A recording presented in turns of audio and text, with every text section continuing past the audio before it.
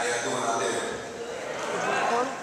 I'm very honored to be a part and to be asked to be a part of this in a speaking way. I've been supporting and been a part of it since I was small. I was raised in it. And right now, it's important for my generation, young people that you may see, that you may know, to pick up the torch.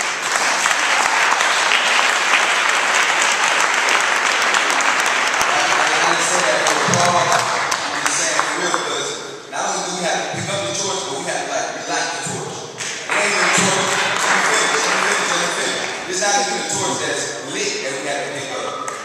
We have to light a whole new torch. So it's real heavy for our generation and for younger folks that have not been educated about what happened. Not only the legacy, but what happened to the legacy. Because it's important. We can't just celebrate it.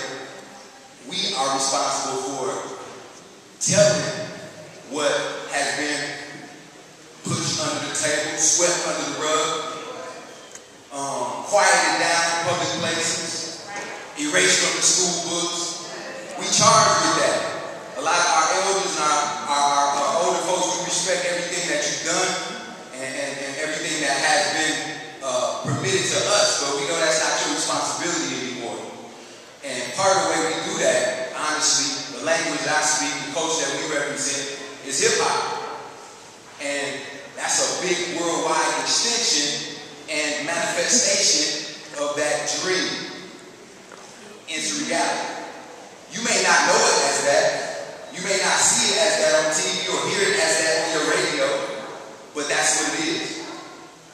And that's where I represent, that's where I come from. So it's very important, very powerful to be able to give young people and give hip-hop a voice, and also be able to share a lot of our experiences through culture, through arts, through song, through poetry.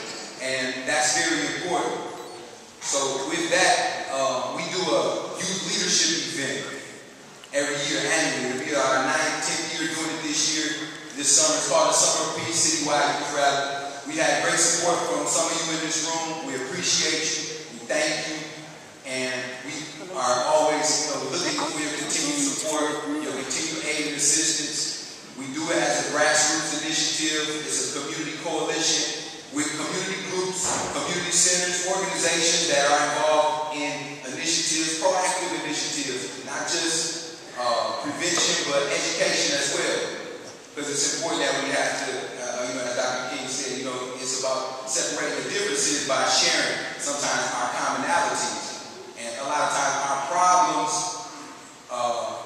they outweigh our divisions, just like the solutions that we can come up with as elders and young people, organizations to organizations. You can cross barriers based on solutions a lot of times.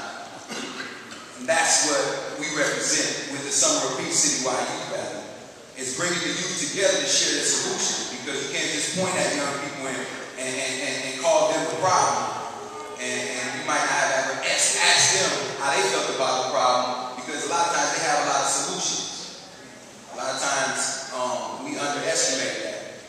And it's not hard to get at a lot of our young people. It's hard to get at a lot of the elders, for solutions and for resources and access to resources and solutions. A lot of our elders, like I said, that fire not lit no more.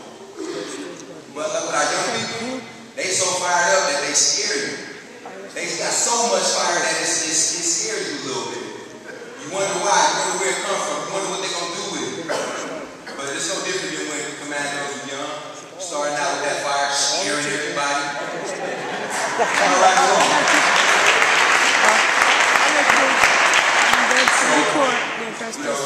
just take that small bit and understand that with the Summer of Peace, it's called the Summer of Peace, but obviously it's not just a seasonal thing. It's an educational process that happens all year round, 365. And we have young people that have been raised up in our organization, in our event that have going on and doing great things, and now contributing back to society, contributing back to the community, to their families, to their communities, to their home. And that's where it starts.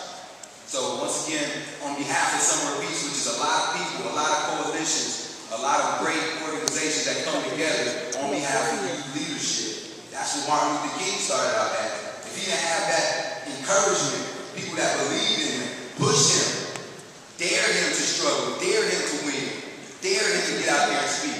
As a young man, like these young men, as a young man. So take this experience, it's mostly older, seasoned people in the room. Take this experience, this information and inspiration and give it to the young people. Don't be quiet about what happened. Let's not just talk about the dream and the legacy, but something happened to that dream and that legacy that we have to really talk about and examine. Because if something happened to me or George Martin or my father or Miss Gwen Moore or somebody in the family, we want to talk about what happened.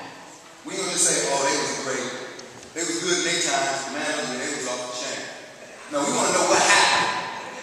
A lot of young folks, that's why they fired up, because ain't nobody telling them what happened.